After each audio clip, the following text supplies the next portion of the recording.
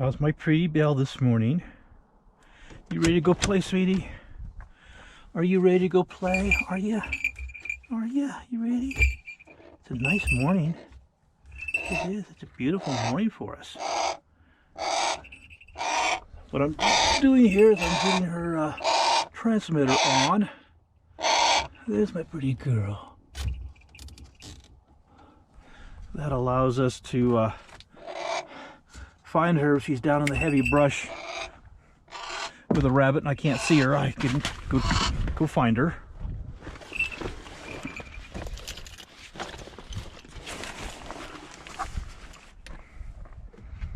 Okay.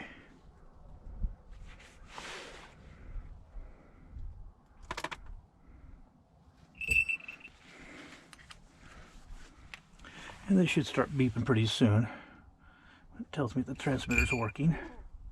Yes. Gotta get you out where you can pick up satellite, huh? Oh, pretty girl.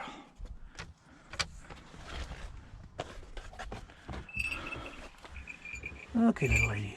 Come on, sweet girl. There's my Belle. Yeah. There's my pretty Belle.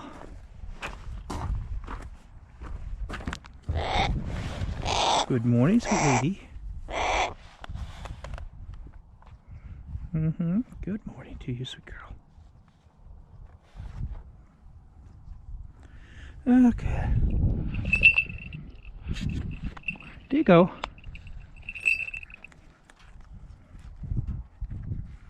You ready to go play?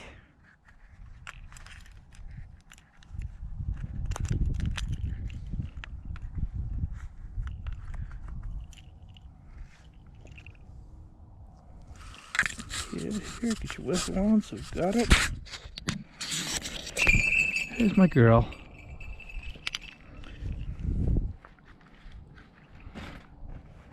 Okay. Sure that's blinking okay? Yeah, it is.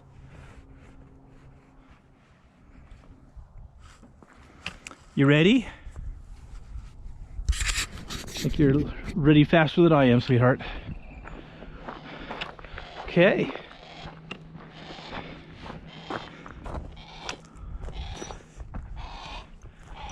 Yes, you are. You're ready faster than I am. Come on. There's my girl. There's my girl.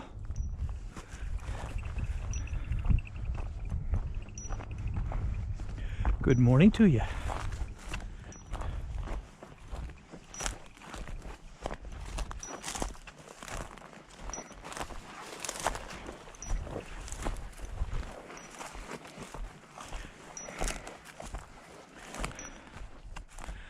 Well, this is day number 4 of the falconry season, and yesterday she caught her first jackrabbit of the season, so we're very pleased with that. She's doing wonderful.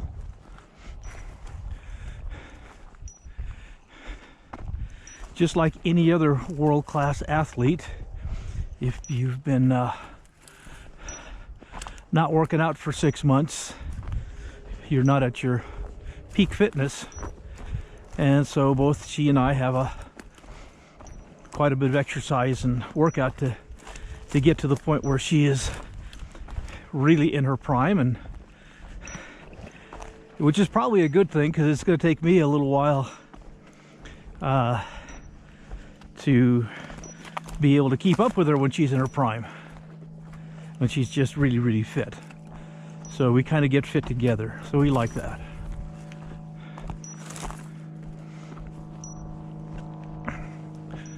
Oh yeah,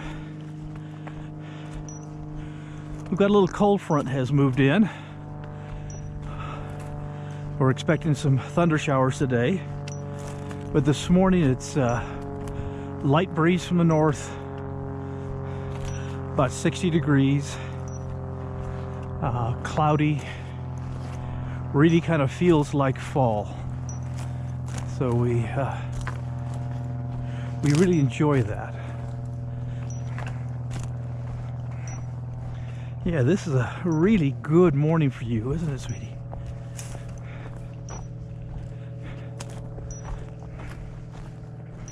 Now we just gotta find the rabbits.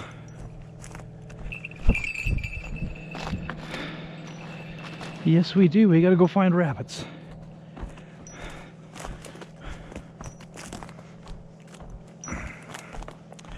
For my pretty Belle.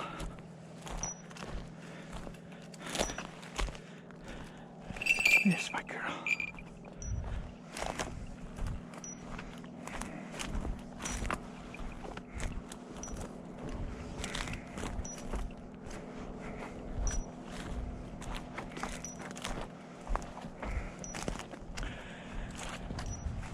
And what we do with this particular field, there she goes.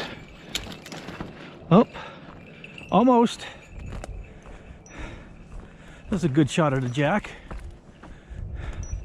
Now she's lost it. Very good, Belle. What a nice little slip. Nice and close. But what we do with this field is we pace this field from north, south, and then we go about 50 yards to the east, and then we go south to north. So we have a pattern that we use that gives us a pretty good coverage of the area.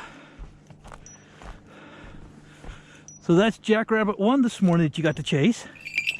There's my pretty girl.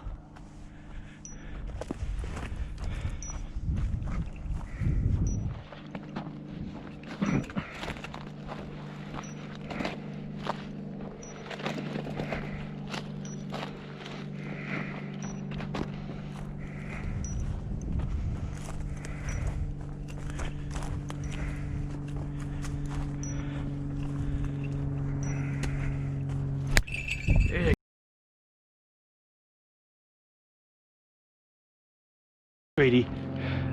Ho! Ho! Ho!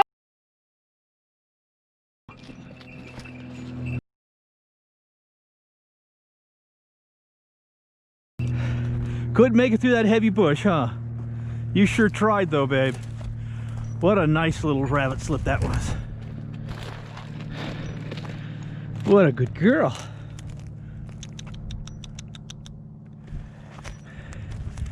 Come on, sweetie. Here's my girl. That's the problem with this, where we're hawking right here. This is not a great place. There are an acceptable number of rabbits, but the bushes here, if you can look down here, you can see this is sagebrush. This is blue sage, and it is just stiff. You can see how you just doesn't move. And so the rabbits know that if they run through, under, in between.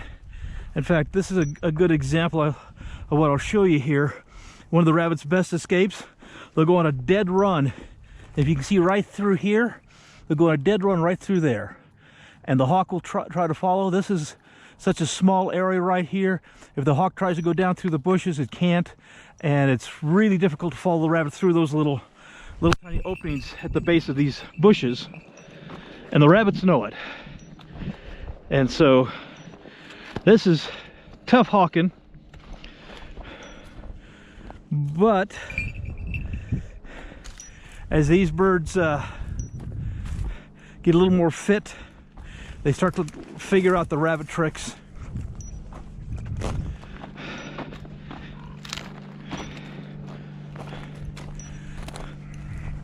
Now the other bush that we fly in, this is called rabbit brush. Right here, you can see the rabbit brush right there. See, that's soft. Okay, if a rabbit stops underneath this, the hawk goes right down through it. It's a lot more pliable.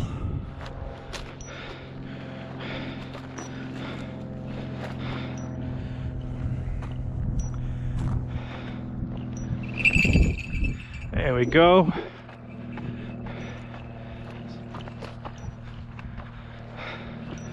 And here's a jackrabbit coming back.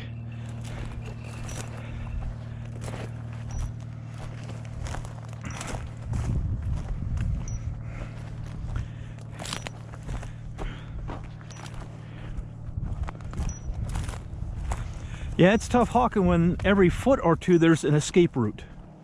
for these rabbits. You know, it's not like we're hunting in plowed agricultural areas. There's my bell.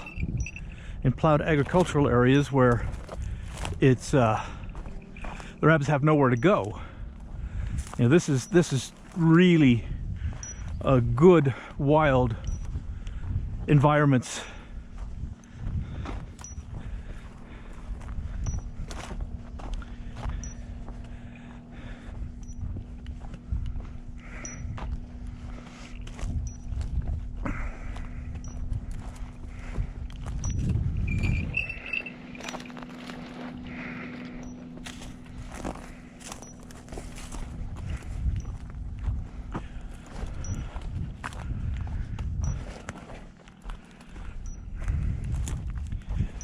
Okay.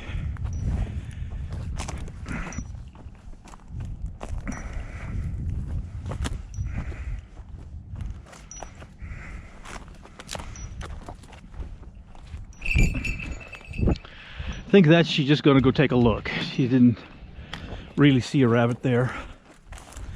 Now, one of the suggestions that I can make to a lot of falconers is in a place like this, the rabbits can be anywhere and everywhere.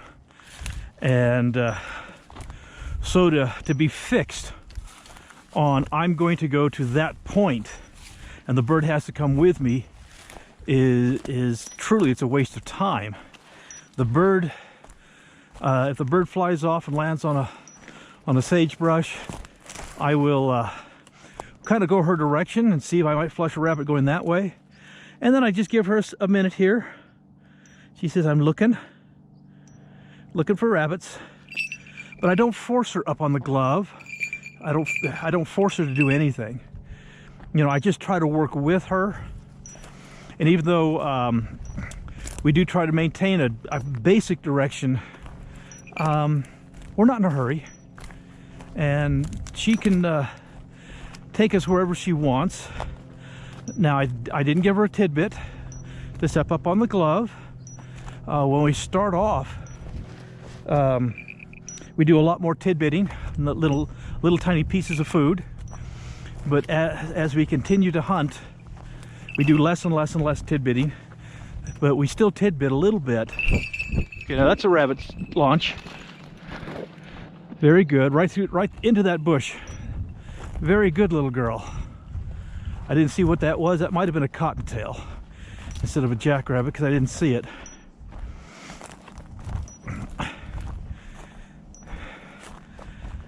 And so she'll get little bits of tidbits so that, you know, whether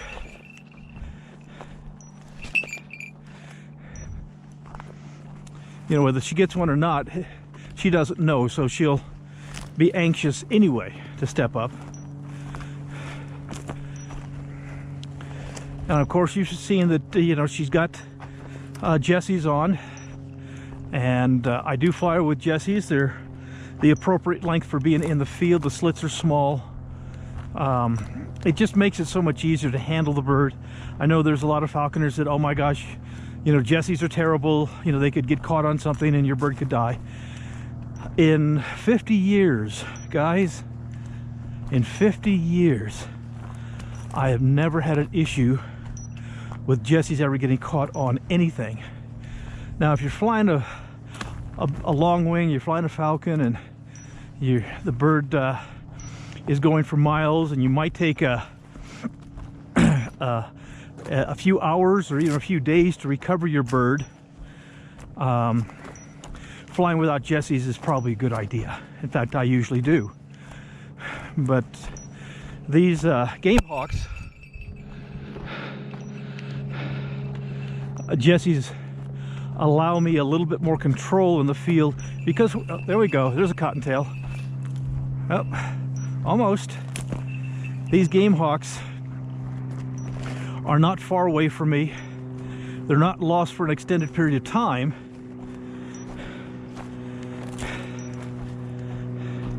Come on, sweetie. There's my girl. They're not lost for an extended period of time, and since we're in the fields on the ground, we do have some threats that we have to deal with immediately, such as motorcycles, dogs, ATVs, people. Just, you never know what's going to pop up around the corner, and to be able to get control of the bird very quickly is super important. And so it's, I think, weighing your options, flying a game hawk with Jessies is a far safer thing to do than to fly them without. Yeah, you're doing good. You having fun, sweetie? Just having fun chasing bunnies? Bunnies and jacks? What a pretty girl. What a beautiful morning.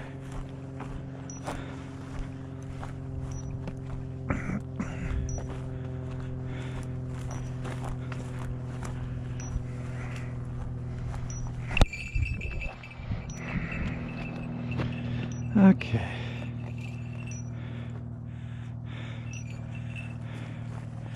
Now this, again, she gets random tidbits. She doesn't get them all the time. And so I've got a little tidbit this time, and she has no idea. And here we go. She goes, oh, there's a goodie. There's a little tidbit. And so that, like I said, you don't fly them completely without tidbits, but we don't want to load them up either. Once they're sufficiently full, they have no reason to hunt. And so a little bit of tidbitting is great, but don't go crazy with it.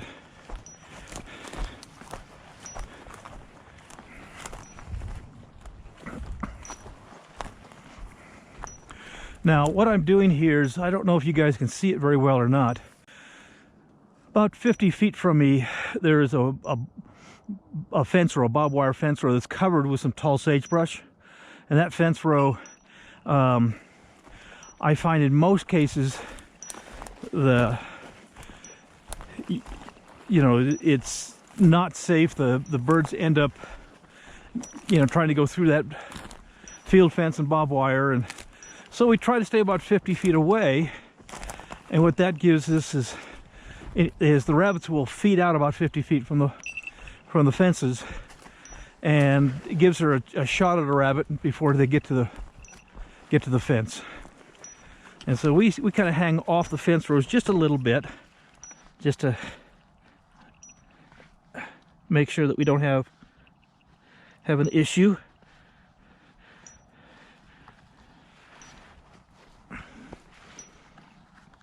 What I'm doing here, I know you guys just look at the ground, but got a sticker in my sock.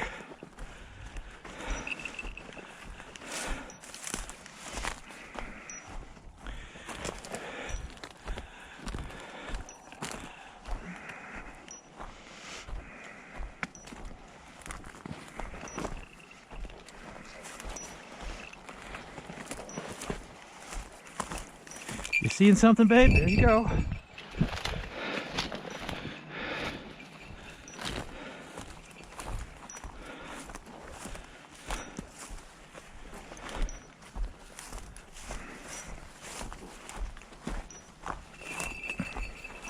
There we are. You lost track of it. There somewhere. Up, almost. Cottontails, especially in this environment, are really tough for a female Harris hawk. The males do much, much better. In fact, I tell people all the... Oop, she says, I'm not done. Still looking for that cottontail. I tell people all the time that if you want the most fun you could possibly have as a falconer, fly the smallest bird that'll get the job done. And so if you have small rabbits the size of cottontail, a male Harris hawk is the most fun you can possibly have. They're small, they're light, they're agile. They do a really, really great job going after cottontail. Come on, sweetie.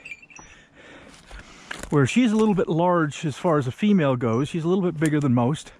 Not a lot, but a little bit. And that really does make a difference. A small female Harris Hawk on Cottontail is more acceptable. And even on these black-tailed jackrabbits, smaller females, a little more agile in this really, really heavy, dense sagebrush. It's just because they're a little more agile and maneuverable. And so these big females are much better out in the open fields. And I do have black-tailed jacks, especially in the middle of winter when they're full grown. I do have some black-tailed jacks that go up into the 8-pound, 9-pound range, and so they're quite a bit bigger. And that's when she really shines, is handling these very, very large jackrabbits. My boy, my son, he's a deputy up in Wyoming. He's a police officer, and you know, he's a 6-hour drive away, and we try to get up and see him once a year if at all possible. He and his very sweet family. We have you know, 2 grandchildren as well up there in Wyoming with him and his wife. And so we do try to get up there, and we will in the next 2 or 3 weeks. We're going to head up to Wyoming and visit my son and his wonderful little family. And in the process of doing that, they have a different species of jackrabbit than we have. We do have some white-tailed jacks, but most of our jackrabbits out here are black-tailed jackrabbits. The white-tailed jackrabbits are averaging in the 10 to 12 pound range. And so to get up there to Wyoming, we'll take Belle. This will be her first trip, looking for you know, 10, 12 pound jackrabbits. They like a little more open country. They're not as maneuverable, they're not as quick, but they're just huge and powerful. And so it's quite a challenge for any bird of prey. But a nice large female Harris Hawk, especially one that's been well made to game, I can handle it. So in the next couple of 3 weeks, we're looking forward to a little quick trip. Unfortunately, we can't stay as long as I would like. You know, I tell people that, you know, my sweet wife Susan and I, you know, the only vacation that we've ever had that could be actually considered a vacation was our honeymoon, and that was 41 years ago. When you're working with animals like we do, and you really don't have a lot of time, so I'll have volunteers able to feed the animals that I've got in. But if anything comes in injured, they're not qualified to handle it. Do you see something over there? Hey, come here. Do you see something over there? Come on, sweetie. They're not qualified to handle anything injured. So I can't stay away for more than a couple of days, and so we'll get up early and drive all day to get to my boy's place and spend the night, get up the next morning, visit with my son and his family and for a day, and then we'll get up really, really early the next morning and drive home. So that we only get one day to visit. But that's how this whole thing works. Susan and I don't worry too much about vacations. We really live in a beautiful place that still allows me to practice my art form. which is falconry, and you know, we've been well established and made lots of friends, and even though Cedar City has certainly outgrown me, it's still a nice place, and we'll probably stay here till we die. Somebody's got to stay here and care for the critters. How you doing, Sweet Belle? She says, I'm looking for rabbits. You're walking too slow, Dad.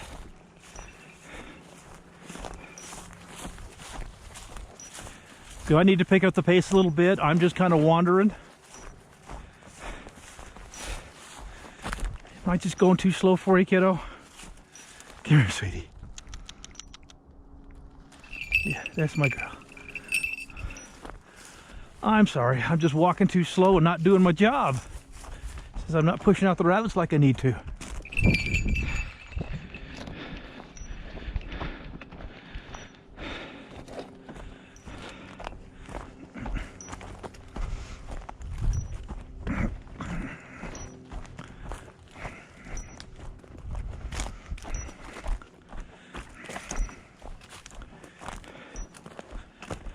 Anyway, this particular field, it's about a half a mile across, and so we make,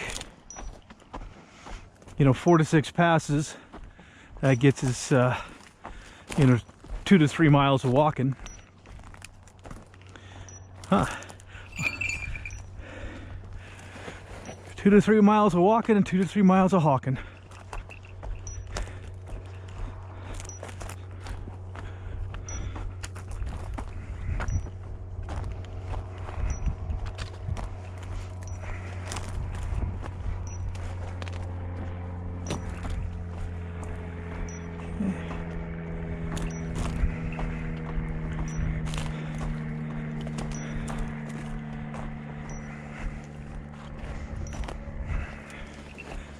There's my pretty girl.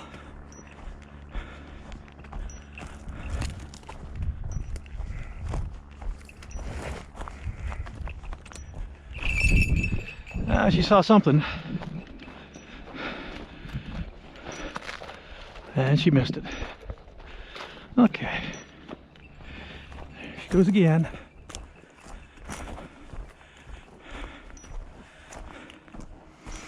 Oh, there's the rabbit. I just saw a glimpse of it. And like I said, that's the big problems. She's after it again.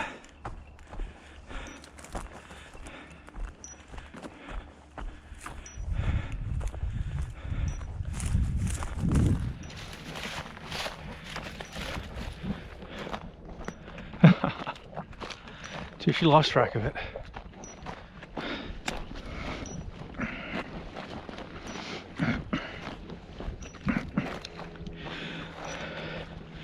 Now, you may have noticed with a lot of falconers with Harris Hawks, they like to fly them off of what we call a Tee Perch, which is a 8 to 10 foot tall pole that has a perch across the top of it, so they can hold the bird up, you know, again, you know, 10 feet in the air, and in tall brush like this, the bird can see more rabbits. And I understand why they like to do that, and I certainly have no disagreements with it. But I personally like this. I like the personal relationship, the time that we get to spend together. And having a bird on a perch 10 feet over my head, we don't have that personal connection that is so important to me. So that's why I fly her off the glove and not off a Tee Perch. And of course, the Harris Hawk is really famous for hunting in groups. And people always ask me, why don't I fly a cast of Harris Hawks? And that's, you know, 2 or more in a group, that's called a cast. And the reason that I don't do that is because I'm out here, as you can see, hawking all alone, which actually I prefer. If you're going to fly multiple birds, you really need multiple falconers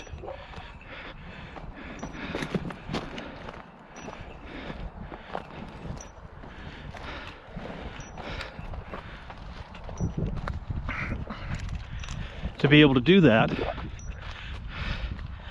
And it just becomes, if you try to fly a cast of 2 or more birds by yourself, it becomes a lot of work trying to keep track of both birds and everything. It becomes a real, as far as I'm concerned, a real hassle, a problem. And so I find it just a lot more pleasant to fly a single hawk in good habitat,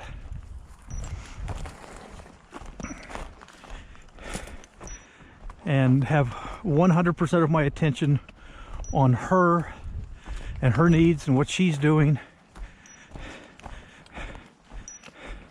It's just a lot more pleasant as far as I'm concerned, and it's fun to watch the guys fly their birds in a cast. That's really interesting. But this is just polite and convenient and comfortable.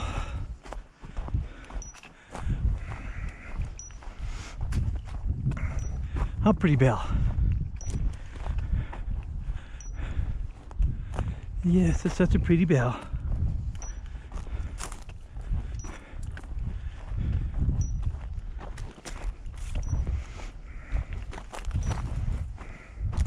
In this kind of an area with multiple Harris Hawks, they'll do a lot better, because one misses, there's another one right behind it, and so the strategy that the rabbit uses of ducking through the really stiff, hard sagebrush is not nearly as effective as when they come out and there's a second hawk right there. And so the efficiency goes up dramatically. But that's okay. We get our share of jackrabbits, just the 2 of us. We do.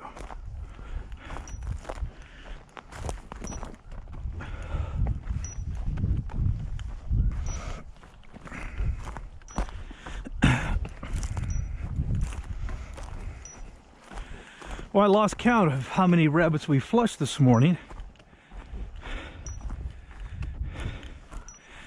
And we've only made 1 up and back pass in the field. So we do need, here when we get a little closer to that power pole, need to turn around and go back and make another pass.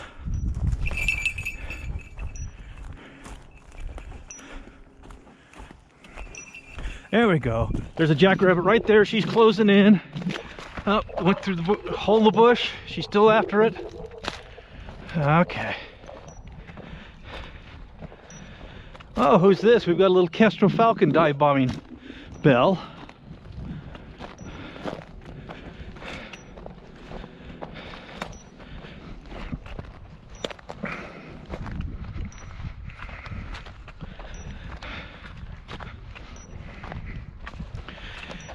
And you know what? It's starting to sprinkle. We may have to head back to the car and call it a day if it starts to rain on us. We got a big old cloud above us here. We're supposed to have thunderstorms here today. Hey, Pee Belle. I've got a feeling we're gonna have to call it quits, sweetie. Yeah. We're gonna have to call it quits here pretty quick.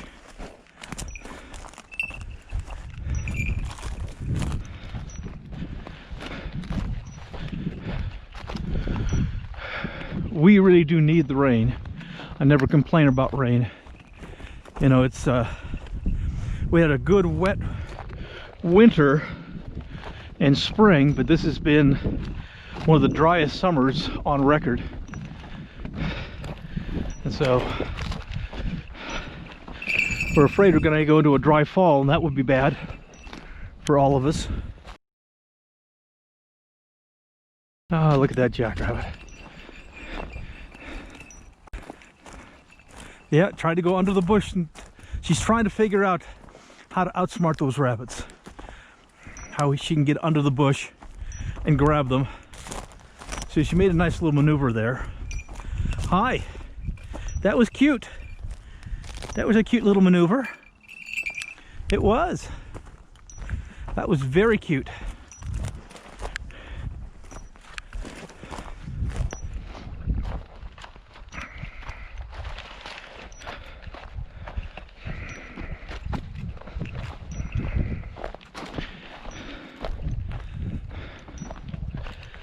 Very, very cute. Such a pretty girl.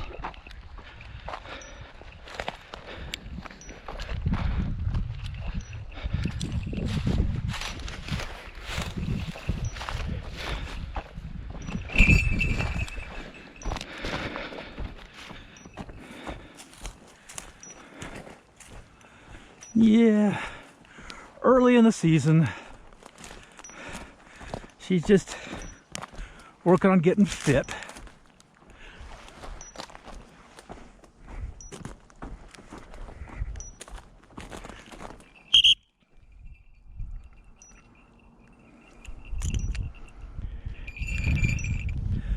What a pretty girl. What a sweetheart.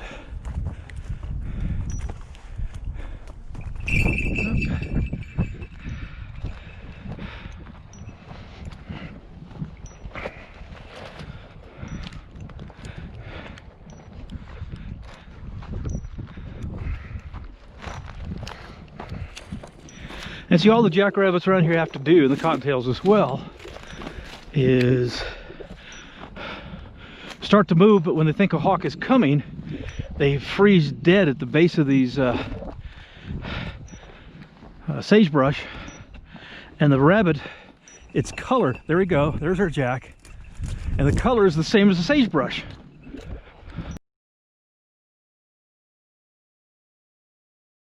Hop! Hop! And so they freeze, and then the hawk loses sight of them.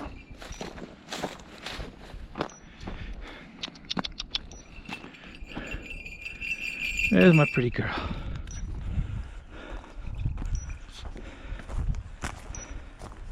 And they learn that trick really early in life.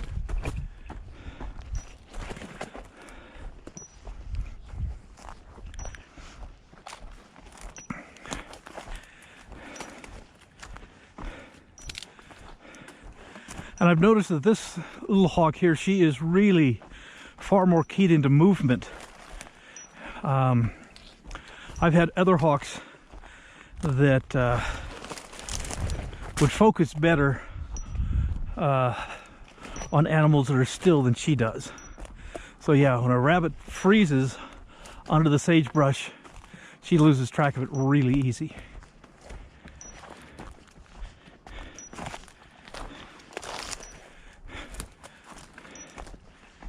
Isn't that right, Belle?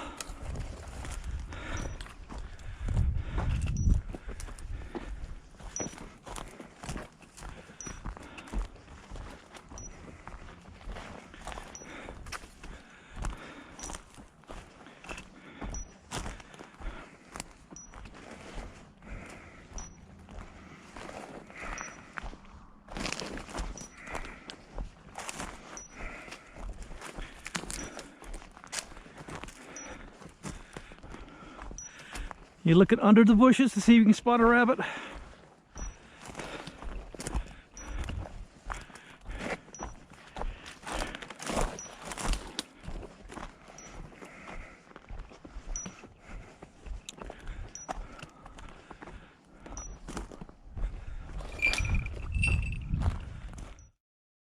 The Southwest Wildlife Foundation of Utah is a non-profit organization dedicated to wildlife rescue and rehab, education, and the development of the Cedar Canyon Nature Park. Our founder, Martin Tyner, is a federally licensed falconer, rehabber, propagator, and educator with over 50 years of experience. If you would like to learn more or help us help critters, please visit www.gowildlife.org.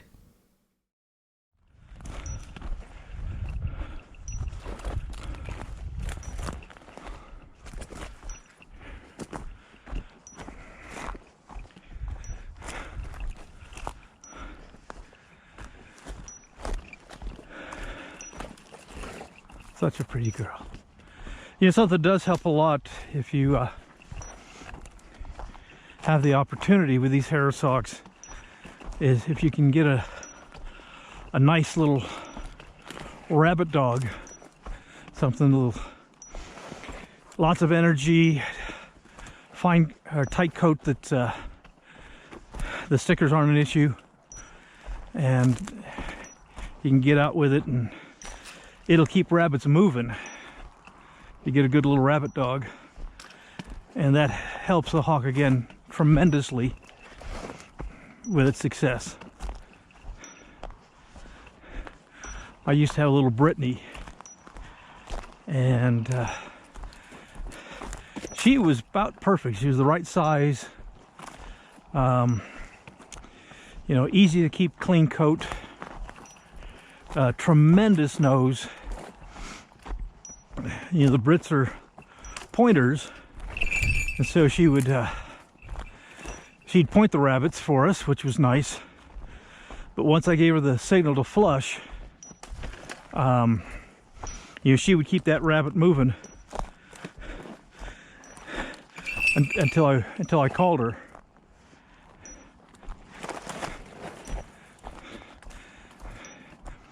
And she was pretty amazing. Right now we have Cody, which is a standard poodle, and in this kind of environment, the poodle's fluffy coat is a real detriment, and so we can't bring Cody out to a place like this. And so Cody is for Susan for teaching dog grooming. For those of you that don't know, that's how Susan and I make a living. We own a dog grooming shop. For teaching grooming and creative grooming, and to cuddle with, and to push me out of bed, because he thinks that the whole world revolves around him and the bed is his.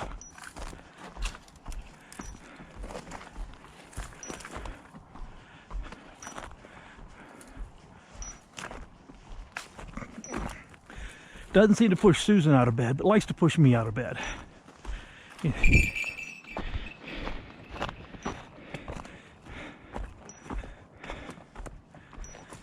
Yeah, she saw something, didn't see where it went.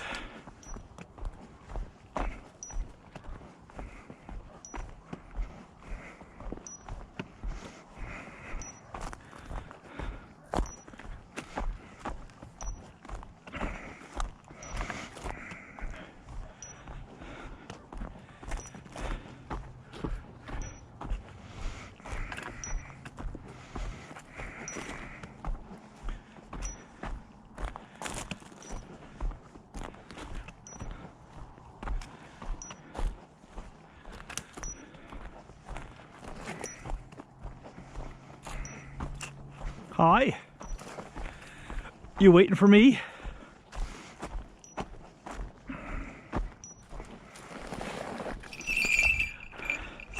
There we go. Now she spots her rabbit. Yep. Lost track of it.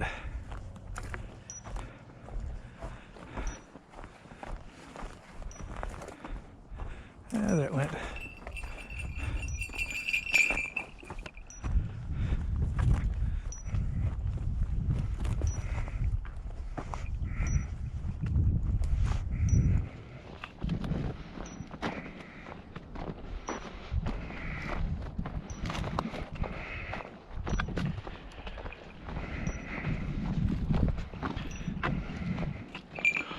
Well, something I probably forgot to mention is, there we go. Come on, Belle. Come on, sweetie. Nope. That I forgot to mention, and that's actually a good example of it. Her weight is really very important, that she's the appropriate flying weight. And right now, she is about an ounce heavier than what would be considered perfect. And so we're still out in the field, and we're still having a good time, and she's still chasing rabbits and that kind of stuff. But that one more ounce,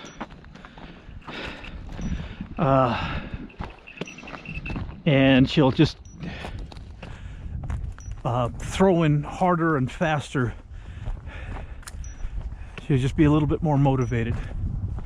Now, some people say, "Oh, you starve the birds," and that's actually not true.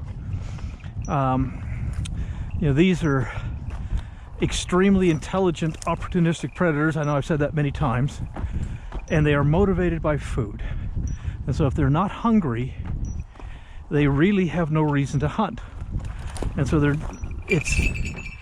their job really in the wild is to conserve as much energy as possible. And so if they're not hunting, they don't want to put in the effort. They're not hungry. They don't want to put in the effort. When they are hungry, then they're a lot more likely to put in the extra effort to catch that rabbit. Yeah, a little more rain.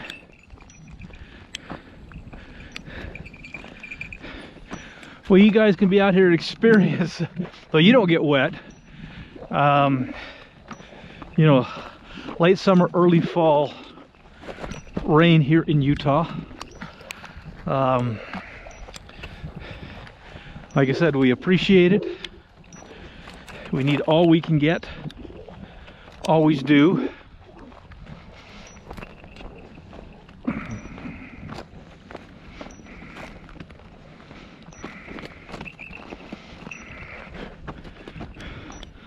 A bell.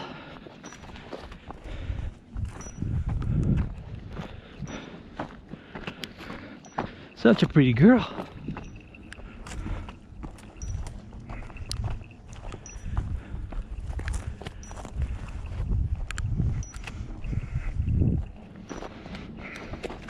You know, I've been getting quite a few phone calls and emails from falconers, both here in the States and overseas. And wanted to know how I do what I do. And to be honest with you, I'm no world expert. I'm just an old guy that's been flying birds for a few years. And but they have issues and problems with their birds, and most of these guys have been guys with Harris Hawks and some falcons and stuff. But the vast majority of their problems really stem back to their attitude. And I talk about this a lot to people, and there you go, there's a jack.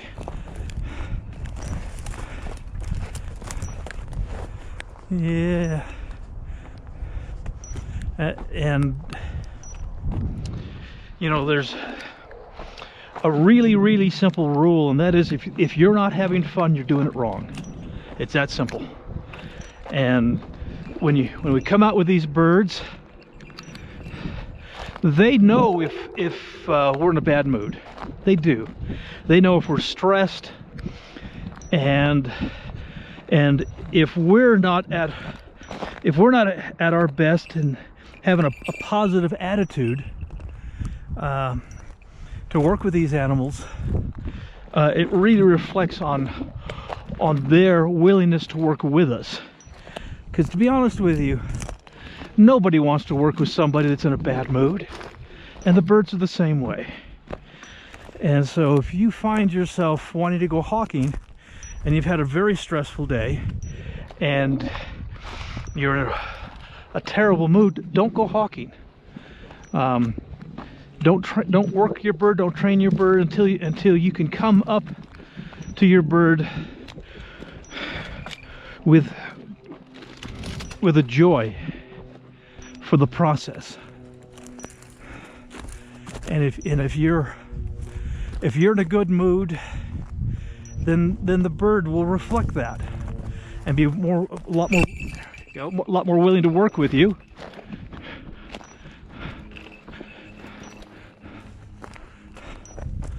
Than if you're in a bad mood.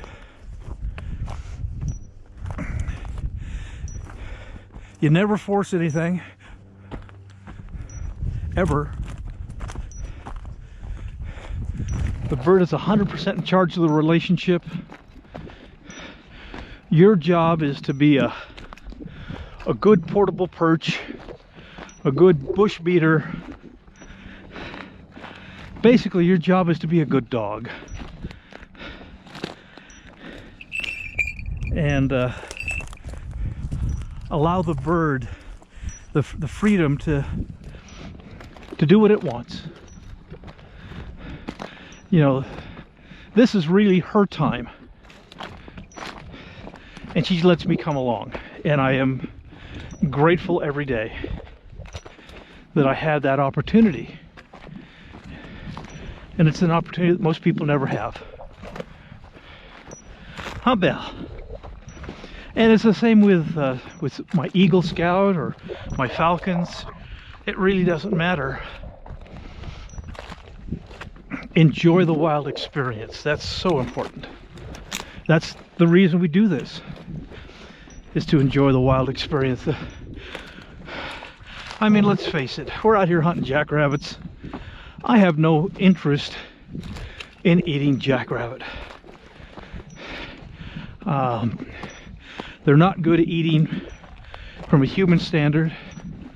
About the only people that ever eat jackrabbits, they make chili out of them with lots and lots and lots of spices and try to cover the taste of jackrabbit. And so this is not I'm not here putting meat on the table. I am here working with a beautiful apex predator that the rain has stopped and the sun is coming out, getting a break in the clouds. So yeah, anybody that wants to be a falconer, relax, enjoy the experience. Don't just don't think this is a tool. Don't think of this as a hobby. Think of this as a lifestyle. And whatever you do, don't think you're in charge. The bird's in charge. Huh, pretty Belle, you're in charge. Yes, you are.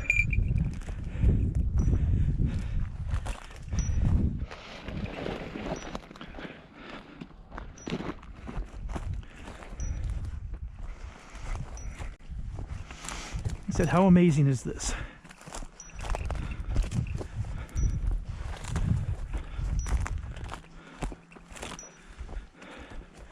You know, after 50 years, 51 years actually,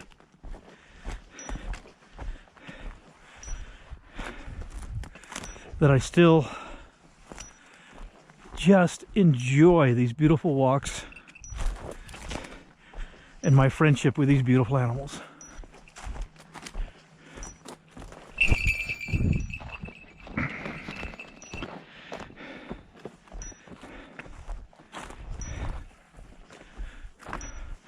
I would have to say that the owner relationship, human relationship,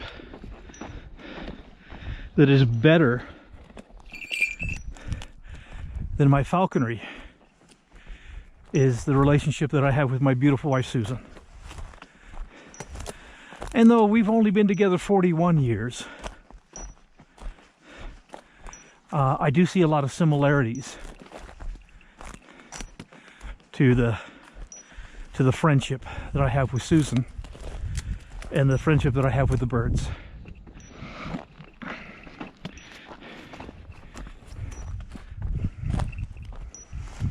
Huh.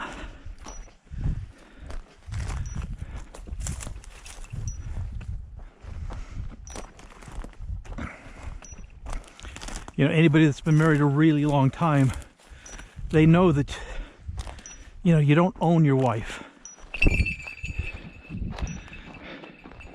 It's a partnership. You have to be willing to accept wives on their terms.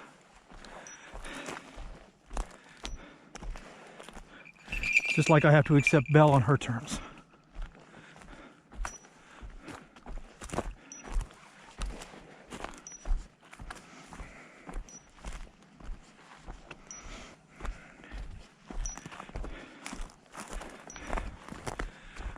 A pretty girl.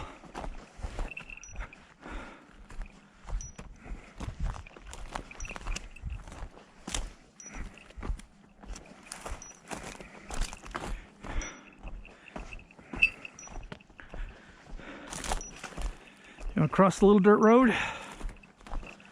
Give the thing over here. Since the rain has stopped for another minute. There's my girl. Let me see if I can get a big sticker out of my sock here again.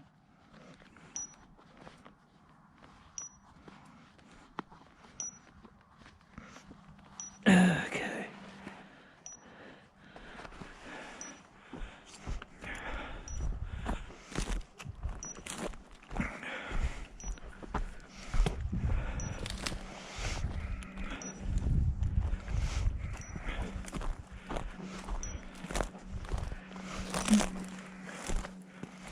Hi. You waiting for me?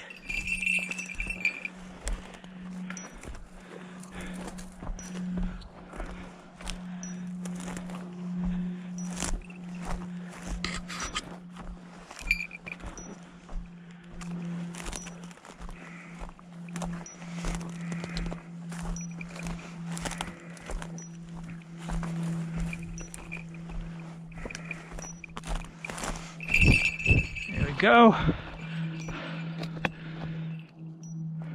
Ho! Ho! Yeah. That amazing little shot through the bush. You went to the backside this time, thought you'd surprise on the backside, but it turned around and came out the front again. Huh. Smart rabbit.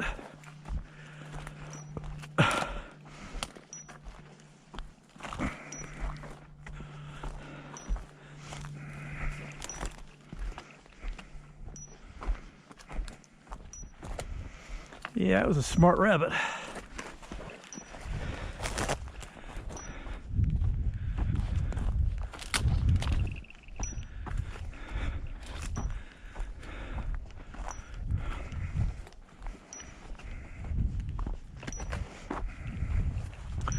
Now the fence row off to my west has it's just posts. There's no fencing. And so we don't need to worry about her getting hurt by the barbed wire field fencing on that particular stretch.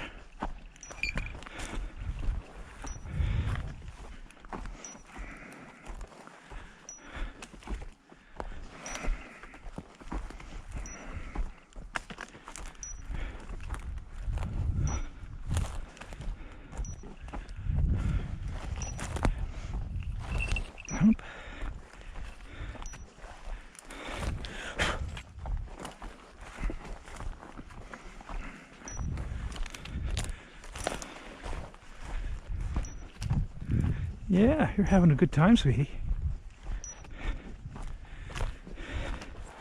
We get you down another 20 grams, you know, 3/4 of an ounce or so, and you're going to be a lot more fired up.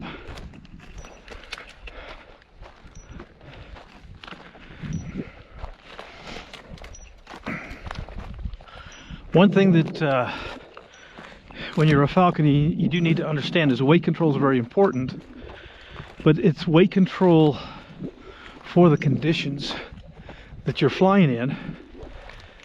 And so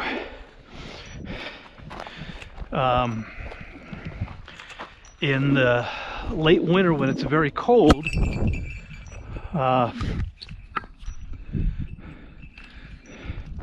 flying her out here, we fly her last year at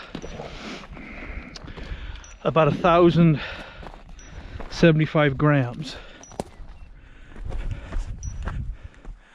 and right now when it's so warm, like I said, it's in the 60s, it may be 70 by now, and we've been flying her. Yesterday when we flew her, you know, it was 80 plus.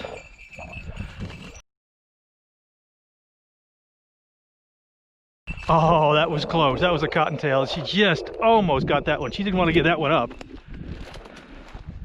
That was really, really close.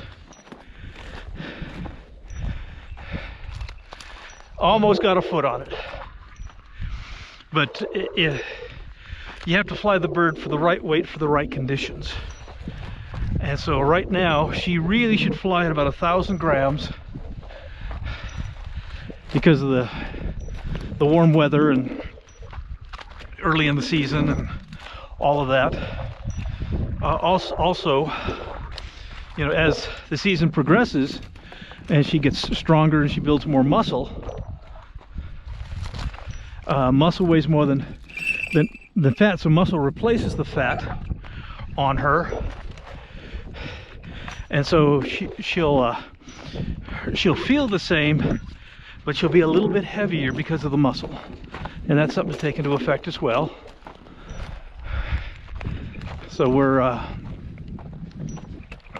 she was 1,020 grams this morning when we left, and she's really needs to be 1,000 even. But very soon, as the weather conditions change, because we are starting fall, and we will want to slowly bring her weight up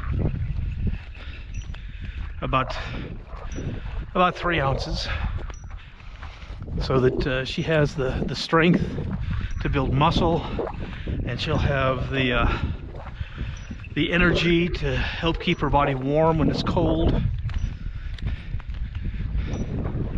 And so this is not there's not just a one weight. It's being able to understand. Oh yeah, we got a breeze blowing now, don't we, sweetie? Yeah.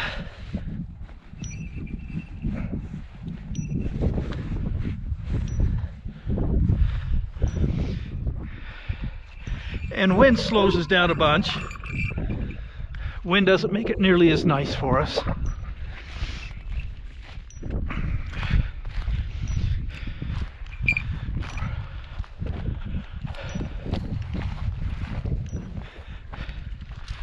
Right now, I'd guess the wind is blowing at 10 to 12 miles an hour, maybe a little bit more.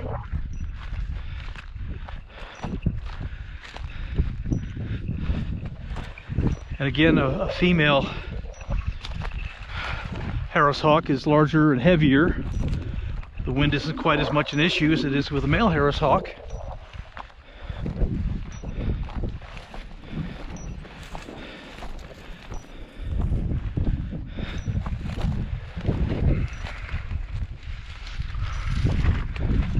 Okay.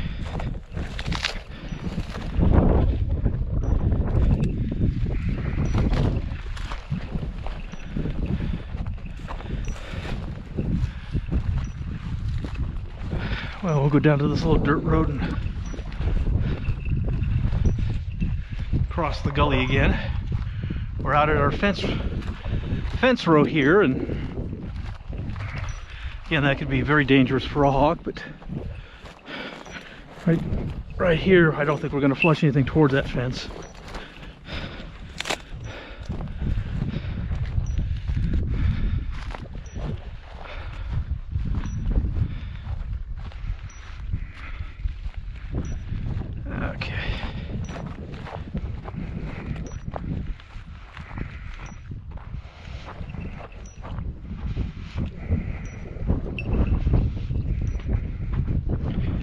Yeah, that wind's coming up pretty good.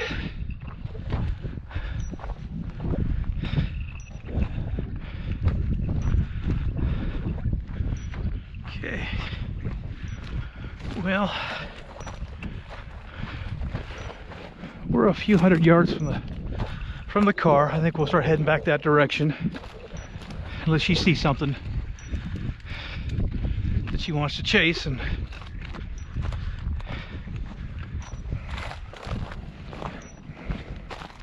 but we've had a good walk, you and I. We have had a nice walk.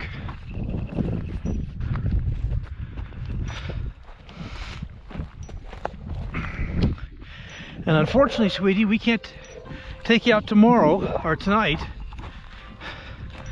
You and I gotta go do a show.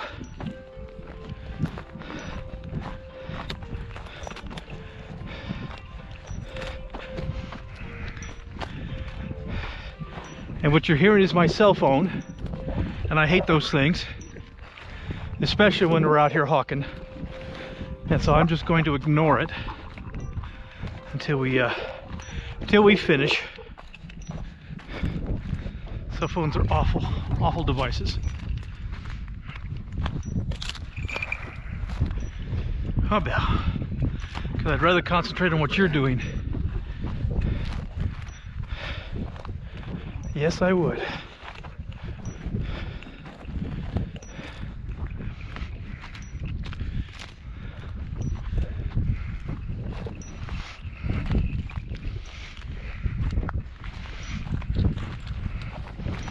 Yeah, that little gust almost pushed you off my glove.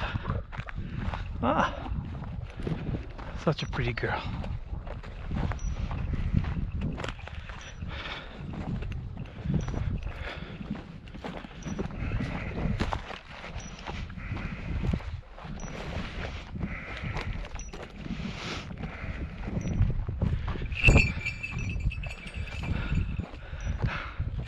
Yeah, that's quite a bit of wind to push you right back onto the bush, huh, sweetie? There's my girl.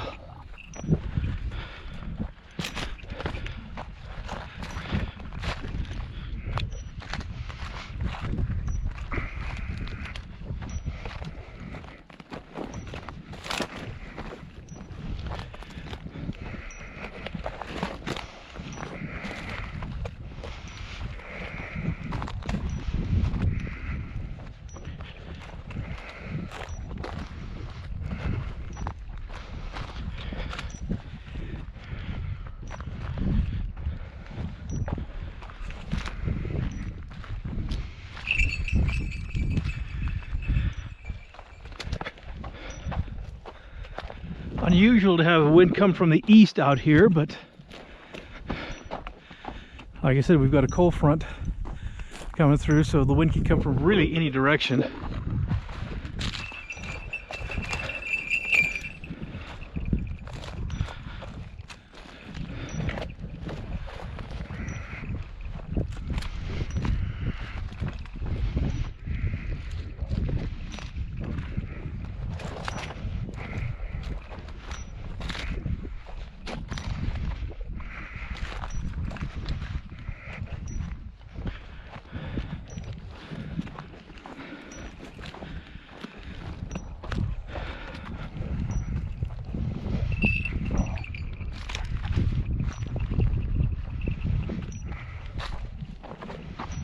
In case you're curious about the white building ahead of us, that's a VOR.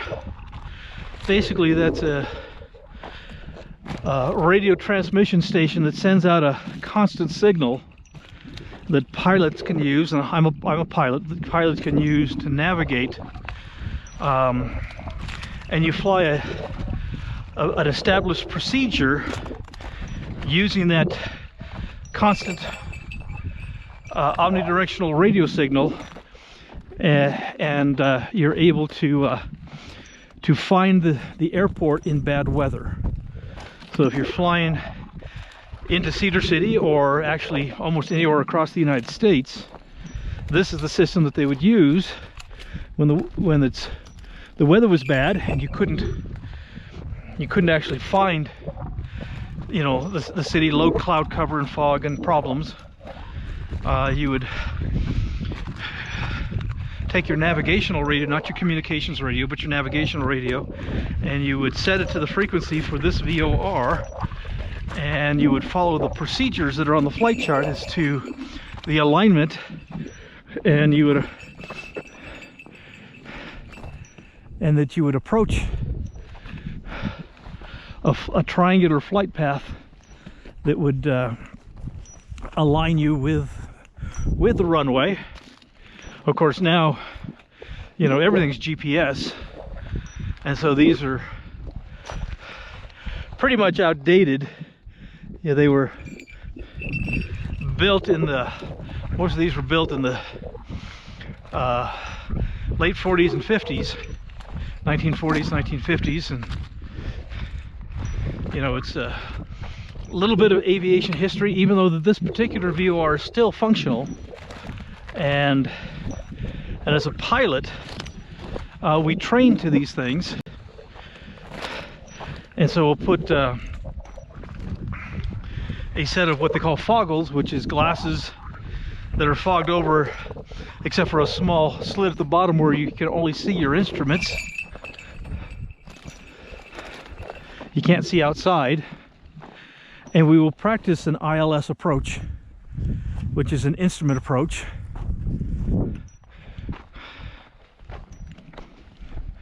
Just to make sure that if you ever need to do that, you have the skills and the knowledge to be able to do that.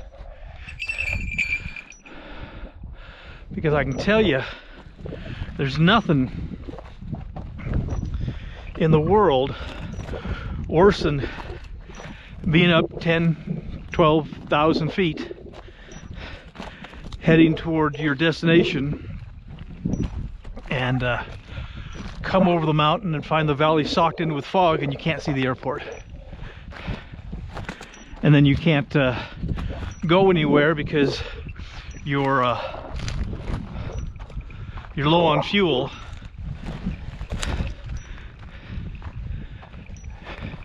At that point in time, you've got to make some really tough decisions.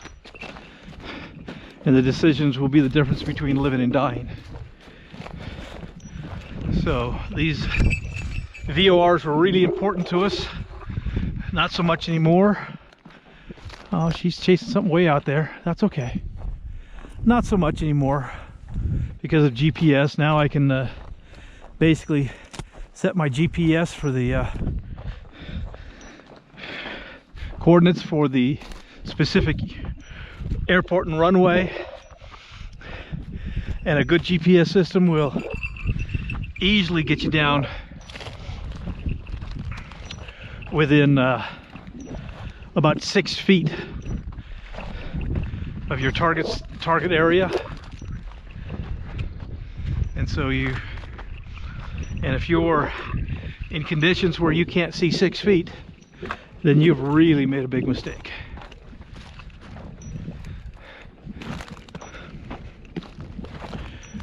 But it is an awful lot of fun to set up an ILS approach using the VOR. It's an interesting process.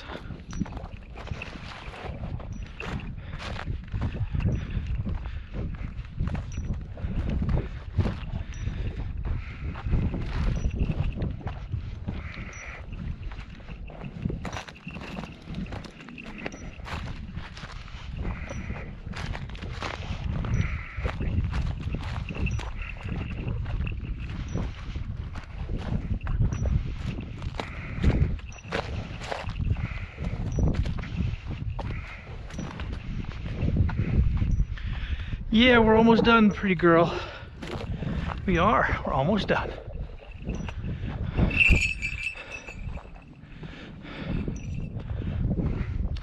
Now here's something that I always do, and that is that I make the determination as to when we're done. A lot of falconers will fly their Harris Hawks right back to their vehicle, and the Harris Hawks are happy to do that.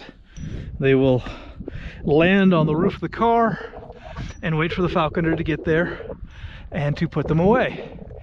And I certainly have done that for years myself, but there is a little bit of a drawback, and that is that sometimes the birds get used to that routine. Yes, I know, there's your hood, sweetie. In case you didn't notice, I just put her hood on her. When the birds get used to that routine, they get to the point where they're 100 yards, 200 yards, even 300 yards from the car, and they fly to the car, land on the roof, and wait for you to put them away.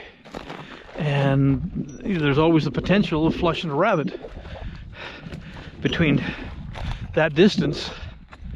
And so you want the hawk to be focused on, at least I do, I want the hawk focused on what we're doing and not necessarily the car. And again, you know, it gets late, it's nighttime, the bird knows that it flies back to the car, it gets to go to bed, and you know, so there's a kind of positive traits for both.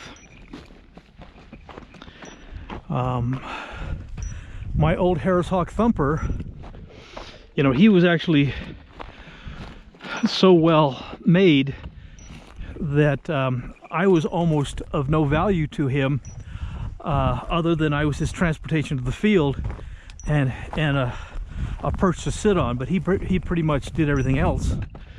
In fact, I could walk out to his chamber and open the door and walk away. He would fly out of his chamber through the door and land on my glove. I'd walk to my house and he would fly into my carport, land on the scale. As I would walk by, I'd kind of glance at his weight, and then I'd walk past him. He would fly back onto my glove, where I would have already had the tailgate open like this,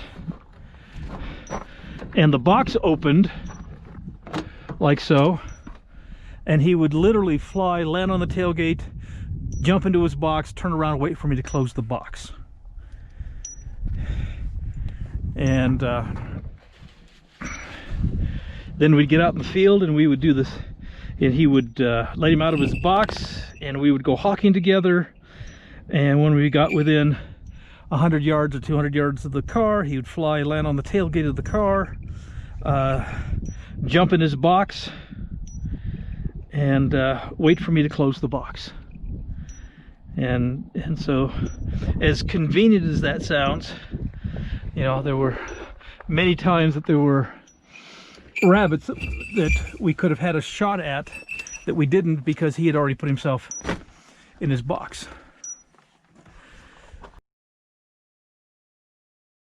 Along with this second season of Belle's hunting, we would like to introduce the Belle blog at www.gowildlife.org/Belle. We're only promoting it from her videos, as we understand some may be sensitive to the nature of its contents. At present, the Belle blog contains photos of her catches this season, as well as links to her other videos and some falconry videos. In the future, we hope to include a Q&A section and special falconry podcasts. If you have questions or would like to suggest additional content, please let us know. All questions and comments can be sent to martin@martintyner.com.